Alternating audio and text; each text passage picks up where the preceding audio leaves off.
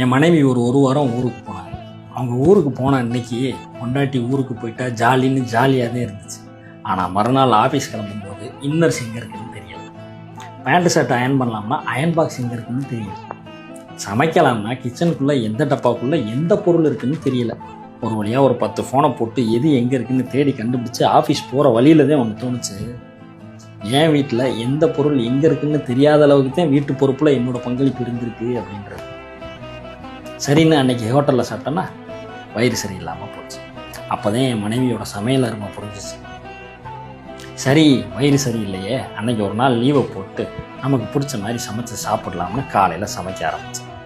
சாப்பிட்டேன், பாத்திரம் கழுவுனே மத்தியானம் ஆயிடுச்சு. சமைச்சேன், சாப்பிட்டேன், பாத்திரம் கழுவுனே நைட் ஆயிடுச்சு. சமைச்சேன், சாப்பிட்டேன், பாத்திரம் கழுவுனே விடிஞ்சிருச்சு. 3 வேளை சமைக்கிறதுக்கே ஒரு நாள் சரியாக போச்சு. ஆனால் இவங்க 3 வேளையும் சமைச்சு நமக்கு இடையில டீ காஃபி ஸ்நாக்ஸு, பசங்களை ஸ்கூலில் கொண்டு போய் விடுறது, கூப்பிட்டு வர்றது, துணி துவைக்கிறது, காய வைக்கிறது, மடித்து உள்ளே வைக்கிறது, வீட்டில் இருக்க பெரியவங்களுக்கு ஏதாச்சும் பிரச்சனைனா பார்த்துக்கிறது, இவ்வளவு வேலையையும் ஒரு நாளில் எப்படி பார்க்குறாங்க அப்படின்னு யோசிக்கும் போது தான் உனக்கு என்ன வீட்டில் சும்மா தானே இருக்க அப்படின்னு சொன்னது ஞாபகம் வந்துச்சு.